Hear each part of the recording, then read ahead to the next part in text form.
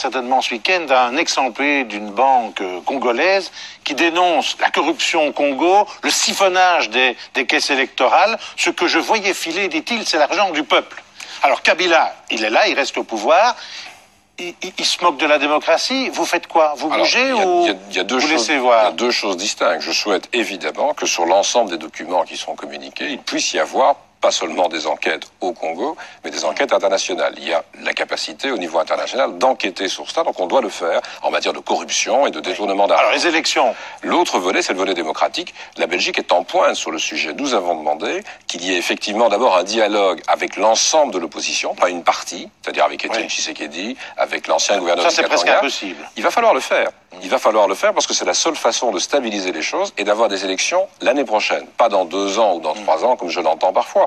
Mais c'est un débat difficile. Il faut bien se rendre compte que c'est d'abord un débat entre Congolais. Certains chez nous oublient parfois que le Congo a plus de 50 ans d'indépendance. Donc vous restez prudent? Pas prudent, nous sommes très fermes sur les demandes, mais en sachant que le problème va devoir se régler avec une pression de la communauté internationale, de l'Union africaine, mais d'abord au Congo. Vous avez parfois Kabila au téléphone?